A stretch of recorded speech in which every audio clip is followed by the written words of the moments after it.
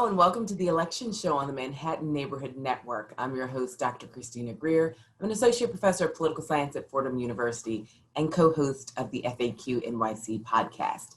Joining me today via Zoom is Matt McDermott, communication strategist and vice president of Whitman Insight Strategies.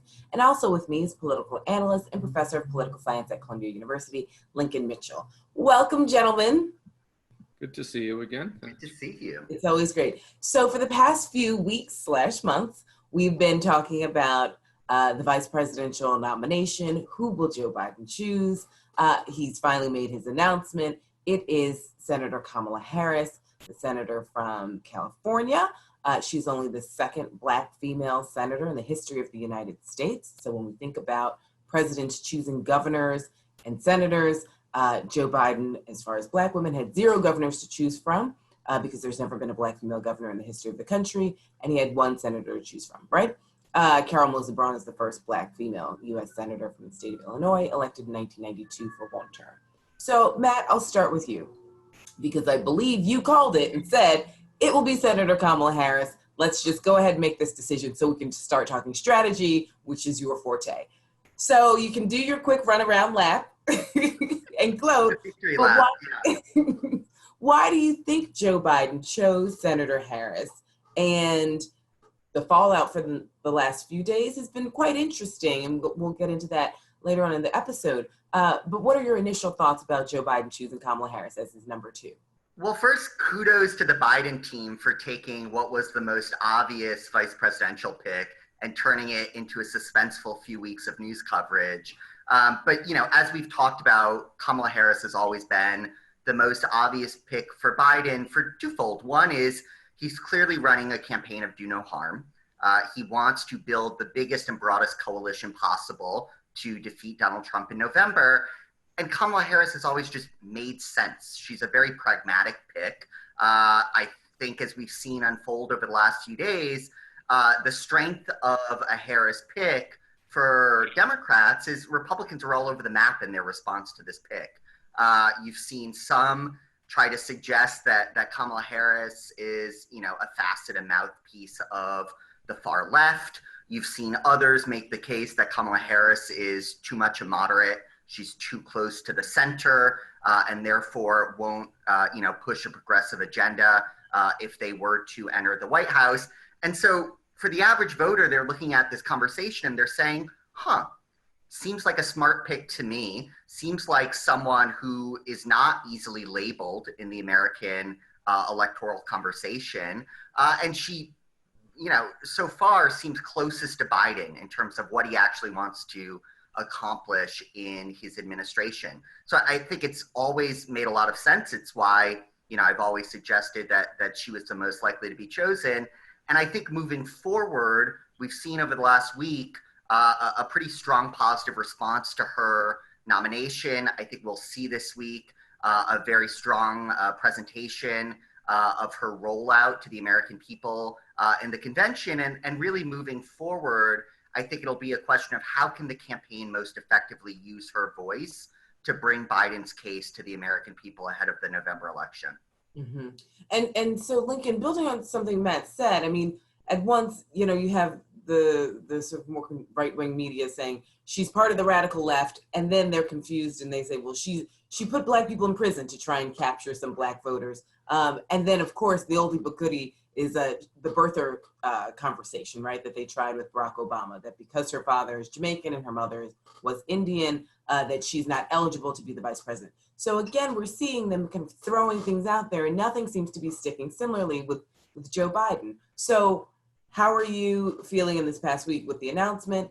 And what do you think the Biden campaign needs to do moving forward to kind of maintain this kind of Teflon attitude that they've been able to amass in the last few days?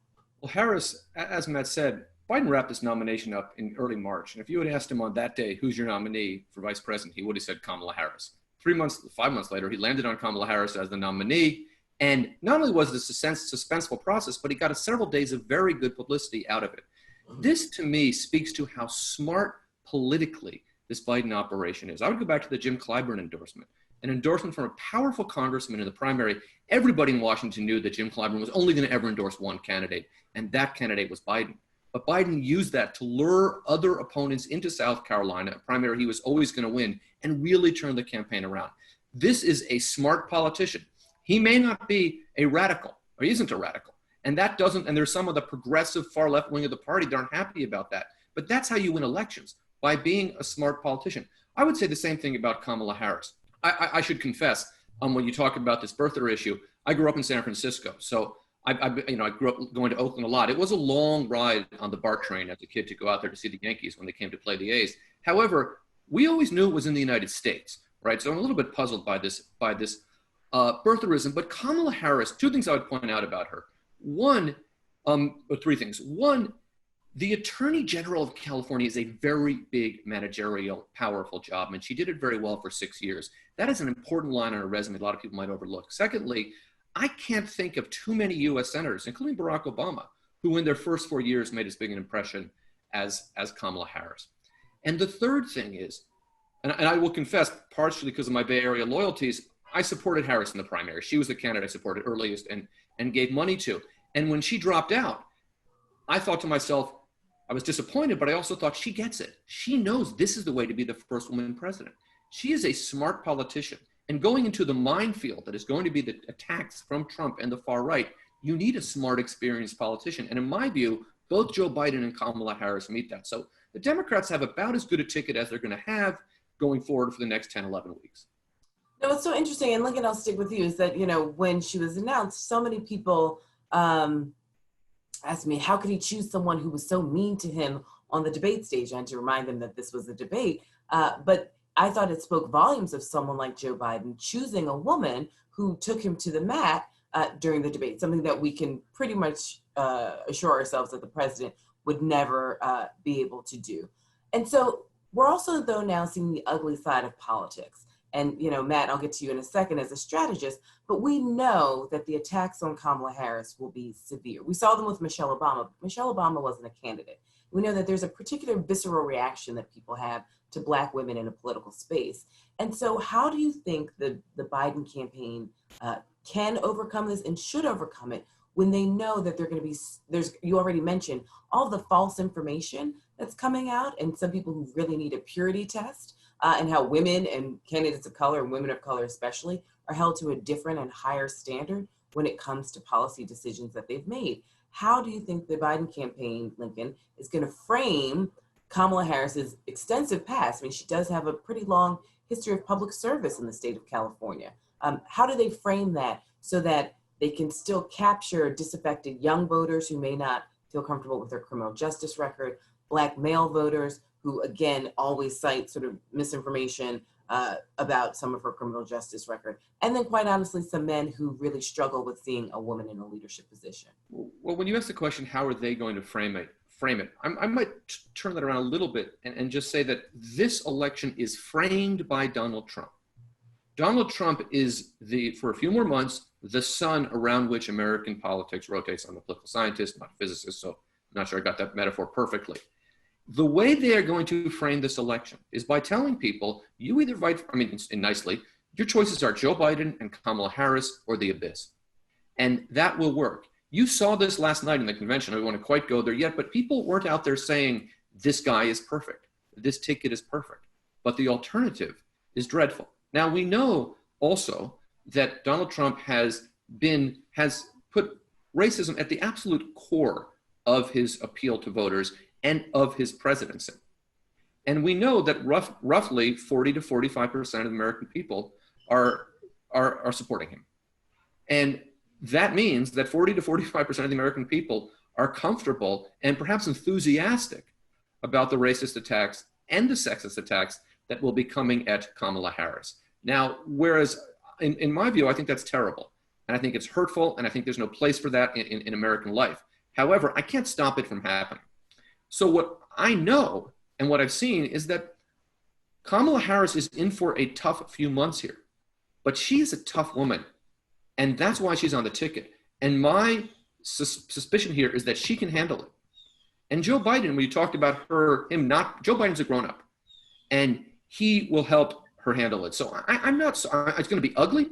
It reflects poorly on our country, terribly on our president, but I don't think it changes the outcome of the election much. Matt, building on what Lincoln said, he says it doesn't change the outcome of the election. I guess also in the shadow of what could change the outcome of the election is the widespread defunding of the United States Postal Service. We've seen blue boxes being loaded on trucks en masse. How, on a scale of 1 to 10, quite honestly, how worried are you about voter fraud and voter theft in this election? Pretty concerned. So look, I mean, to sort of break it down from a strategy point of view, there's two things happening here, right? One is the campaign that Trump is running, and the other is, I think, Trump's personal realization that he's going to have a very difficult time winning this election if it's held fairly. And so he's using the levers of his administration and of our government to rig the election in his favor. Let's just be candid about what's happening here. I think on the messaging front, you can see it playing out over the course of the next 2 weeks with these conventions. To Lincoln's point, Donald Trump is driving the narrative in this election, and his campaign is candidly a message of white victimhood. You can see with the names they're starting to roll out with who will be speaking at the convention, they're literally giving a speaking role to the guy that stood on his mansion front porch with a gun pointed at peaceful Black protesters, who was later arrested for menacing the peace in St. Louis. They're obviously running with a strategy to the average white voter that we should feel threatened by the unknown, by Black people, by Latinos, by people from Mexico, by the far left, by radicals in San Francisco and those in Seattle, protesters who are protesting peacefully. It is a fear tactic to get people to be scared about the unknown, when really the only thing people are scared about right now is Donald Trump. And I think the Trump campaign realizes that, which is why you've seen now over the last few weeks, them trying to figure out how can we use our government that we, the taxpayer, pay for to rig the election to benefit Donald Trump. And so I think my concern with the situation with the post office is the concern that has been expressed by basically everyone over the last few weeks. It's obvious at this point that they are trying to siphon money from the post office to force them into a situation where they cannot adequately keep up with the demands of mail-in voting this election cycle. And I think we as Democrats just need to be clear about what's happening here. I'm comforted by the fact that Democrats on the Hill over the last few days have increased their urgency. Nancy Pelosi is calling back the House for a set of emergency oversight hearings. I think that's welcome news. And I hope we see the type of accountability necessary from House Democrats to mitigate what's unfolding in front of our eyes, which is a president that's trying to steal the election, using his government to prevent people, everyday people, from voting in this election. Right. So, and some Democrats are excited that the Postmaster General will have to sit in front of Congress and answer some questions. So we'll have to wait and see exactly what he says, how he says it, and whether he will choose to lie under oath. So, Matt, let me stick with you, though. So now we're at the convention. So we're supposed to be in Wisconsin together in July. I was looking forward to the three of us doing the show live from Milwaukee. You know, we'd have cheese. It would be great. Here we are. But I thought it was interesting at the convention because it's our first Zoom convention. They have tried to be creative. Eva Longoria, who has been quite politically active, especially with Latinx politics, was essentially the host. And sort of sending a signal to the importance of Latinx voters. Michelle Obama closed out the evening. Bernie Sanders gave a pretty long, impassioned speech talking about his friend and colleague, Joe Biden, to hopefully pull in some of the progressives who need a purity test. But let's start with Michelle Obama, even though she was last. I think a lot of people were excited to hear what she had to say. But she said, 1, she hates politics. 2, the president is in over his head. 3, she sort of used his own language against him. It is what it is. I mean, this was the first time where we saw the former First Lady really speak to the American people in very plain language and essentially say, we've got work to do. And like, this is not the time for you to sit on the sidelines. Matt, did you feel like her speech was effective? And how will we be able to measure whether or not that speech was effective? Very much. And I think what we've seen in this convention is a use of the convention to benefit the Democratic Party and Joe Biden heading into November. Look, conventions are about one thing and one thing alone. They're about winning elections. They're not about ideological fights. They're not about setting forth a legislative agenda for the future. They're about winning the November election. And so creatively, the Biden campaign in this format is essentially using the convention as an infomercial and putting forth a very broad coalition of people from, as you say, Michelle Obama to John Kasich. We saw some other Republicans speak on the first night of the convention. We saw Bernie Sanders. We'll see the Bidens and the Obamas and the Clintons continue through the end. And so what we're seeing here is a very wide swath of the American electorate reflected in this convention, which signals to swing voters who, I know it's hard for us to all believe that in this environment with this man as our president that there are swing voters, but there are a limited number of them, but they will matter pretty substantially in this election.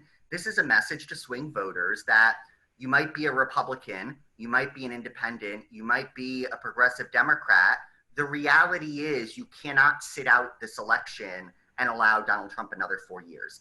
After the election, we can have conversations about what the legislative agenda looks like, who will be at the table in the role of a cabinet to really guide what the agenda looks like. But right now in this convention, our single focus is one thing: winning the election in November. And so I think Democrats have been very successful and very smart in using this as, for lack of a better word, an infomercial to that swing voter to say, look at the swath we have behind Joe Biden. You need to be a part of this coalition to take down Donald Trump.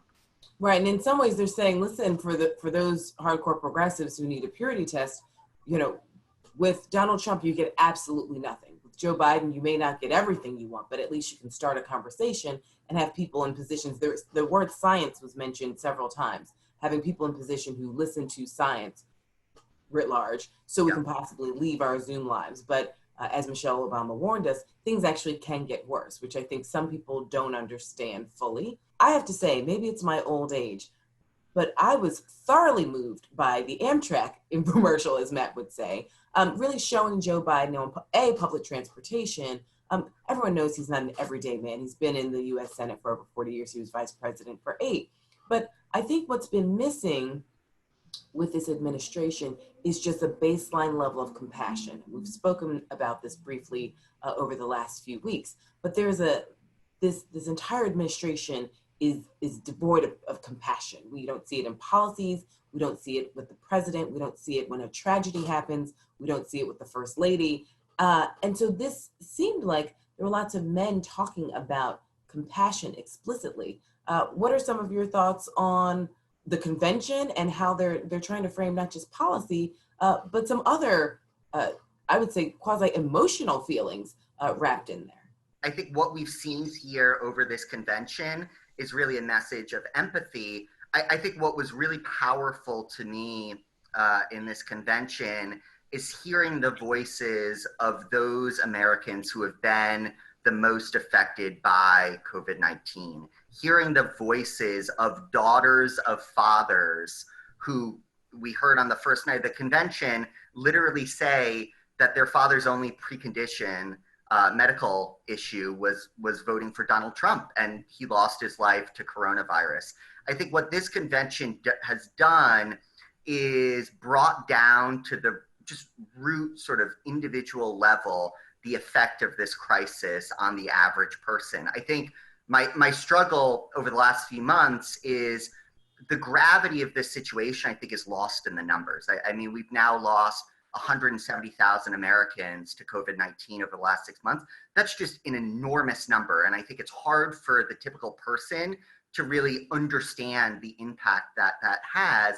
And so to see the voices of the American people who have been affected by this crisis, I think is a really powerful moment. It's something we're obviously not going to see in the Republican National Convention because it is itself an indictment on this president. And I think moving into November, we need to hear more of those voices. We need to hear from the everyday Americans who have literally lost teachers and mothers and grandparents and nurses and doctors and, preschool teachers to this crisis because of the inability and the ineffectiveness of this president. So I think empathy is really the word of this convention, and I hope Democrats continue that message through November. Lincoln, your thoughts on the level of empathy and compassion within the DNC this week, but also the strategy moving forward, using that as almost a policy position as well? It's the empathy and compassion, but it's something more than that. It's character. There have been so many elections, presidential elections in recent decades, where it is the Republicans who've talked about character. John McCain was a character candidate. Bob Dole these are war heroes, was a character candidate. George H.W. Bush was a character candidate. Even George W. Bush was a character candidate running against the perceived corruption of the last years, the Clinton administration. And now it's the Democrats. Joe Biden is running as a character candidate. That you heard these words, not just compassion, but decency, right? That was the word we heard a lot, decency, integrity. That is going to be front and center in this campaign. Not just because decency, integrity are not words that people associate with Donald Trump, but because Donald Trump's lack of decency, lack of integrity, and frankly, the nature of his character has contributed to these crises. The crisis that of the 170,000 deaths, and there will be more because of COVID, because of his inability to simply recognize that some people know more than me about something, or that not everything is about me, right? His character has contributed to racial tensions that are greater than any time in recent memory. So this is about character as much as about empathy and compassion. And it's unusual to see the Democrats leading with character. But Joe Biden is in that respect an unusual candidate. And that's why, for example, John Kasich's speech matters a lot. And putting Kasich and Bernie Sanders back to back matters a lot. I think, it's interesting though, and we only have a few more minutes, but Matt, I want to get your opinion on that as a strategist, because just hearing from some of my younger students who are fine with voting for Joe Biden, I think they're still struggling, but they understand that the threat of a Donald Trump presidency.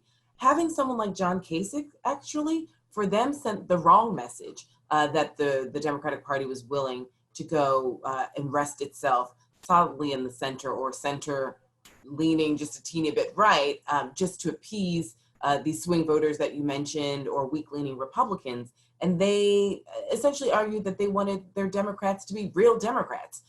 So what did you make of John Kasich joining the montage on the first day and saying some words on behalf of the importance of Joe Biden as a candidate? The reality of this election is there is no third way out. I think far too often our political conversation is diluted by this reality that we don't have, multiple choices running for president. And, that was the case in 2016. We had Jill Stein, we had Gary Johnson, and there was an out for those types of voters to say, you know what, I'm dissatisfied with my options. I'm just going to vote third party. One, we don't have those options this cycle. And two, just look at what has happened over the past 4 years. This is not a choice between Joe Biden and Donald Trump, I'm sorry to say. It's a choice between another 4 years of Donald Trump or someone different. And so we only have two choices in this election. And I think what you saw over the course of this convention is a candid assessment of that. The fact that you can have someone like Bernie Sanders standing next to someone who's very antithetical to everything I believe about the American dream, John Kasich, the fact that the two of them can stand next to each other and say, look, we literally agree on nothing. We agree on one thing. It is that Donald Trump cannot have another 4 years in the White House. That is a powerful message to most voters. And I think, to my friends, myself included on the left, we need to recognize that these conventions are not about reaching us. I am not going to be persuaded by what we're hearing in this convention.